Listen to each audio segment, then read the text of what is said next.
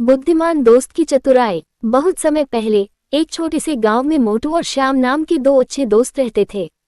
दोनों बचपन से ही साथ बड़े हुए थे। मोटू का स्वभाव बहुत सरल और सीधा था, जबकि श्याम चतुर और होशियार था। दोनों की दोस्ती पूरे गांव में मशहूर थी। जंगल में खजाने की खोज। एक दिन मोटू और श्याम ने जंगल में लकड़ियां इकट्ठा करने का निर्णय लिया। जंगल में घूमते हुए उन्होंने एक बड़ा संदूक देखा। संदूक भारी और पुराना लग रहा था। दोनों ने सोचा कि इसे खोलना चाहिए। काफी मेहनत के बाद उन्होंने संदूक खोला और उनकी आंखें चमक उठी। संदूक में सोने और चांदी के सिक्के, कीमती गहने और कई बेशकीमती चीजें भरी हुई थी। मोटू ने कहा, श्याम, ये तो हमारी किस्मत खुल गई। हमें ये खजाना आधा आधा बांट लेना चाहिए। श्याम ने थोड़ा सोचा और बोला, मोटू, ये खजाना बहुत बड़ा है। इसे यहाँ से गांव तक ले जाना आसान नहीं होगा। हमें इसे पहले सुरक्षित स्थान पर रखना चाहिए, उसके बाद हम इसे बांट सकते हैं।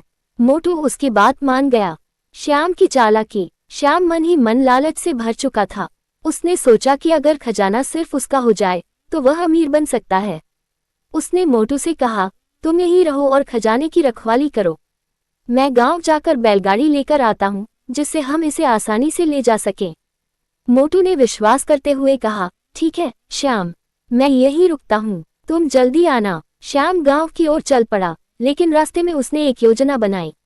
उसने सोचा, अगर मैं मोटू को रास्ते से हटा दूं, तो सारा खजाना मेरा हो जाएगा। उसने गांव पहुंचकर एक दुकान से जहरीली मिठाई खरीदी और वापस जंगल की ओर चल दिया। मोटू की सादगी और चतुराई। जंगल में मोटू खजाने की रखवाली करते हुए भूखा और प्यासा हो चुका था। श्याम जब वापस आया तो उसके हाथ में मिठाई थी। उसने मोटू से कहा, दोस्त, तुमने यहाँ रहकर बहुत मेहनत की है। लो, यह मिठाई खाओ, ये तुम्हारे लिए है। मोटू ने मिठाई लेने ही वाला था कि उसे कुछ अजीब सा लगा। उसने सोचा, श्याम पहले ऐसा कभी नहीं करता था, आज वह मिठाई क्यों ला रहा है। मोटू ने चुपचाप मिठाई नहीं खाए और उसे एक पेड़ के पास रख दिया। खजाना ले जाने की योजना। श्याम ने देखा कि मोटू मिठाई नहीं खा रहा है। उसने पूछा, क्या हुआ, मिठाई क्यों नहीं खाई। मोटू ने मुस्कुराकर कहा, मैं इसे बाद में खा लूंगा, पहले खजाने को सुरक्षित स्थान पर ले चलें। श्याम समझ गया कि उसकी योजना फेल हो गई है। उसने दूसरी योजना बनाई। उसने मोटू से कहा, चलो खजाना गांव ले चलते हैं। दोनों ने मिलकर खजाने को बैलगाड़ी में रखा। श्याम की सच्चाई का पर्दाफाश। रास्ते में राम ने श्याम की आंखों में कुछ शक देखा।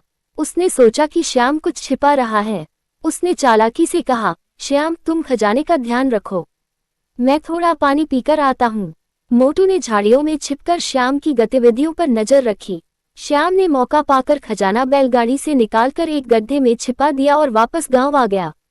मोटू का न्याय। मोटू ने चुपचाप सारी घटना देख ली थी। वह गांव पहुंचा और सीधे पंचायत के पास गया।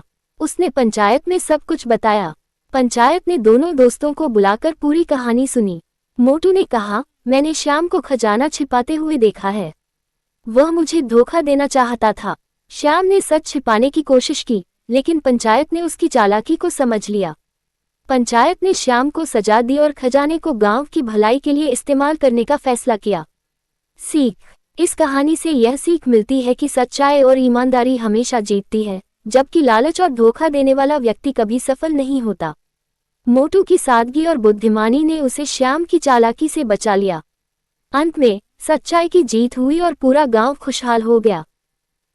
गाइस, इस स्टोरी अगर पसंद आई हो तो आप मेरे चैनल को सब्सक्राइब करें।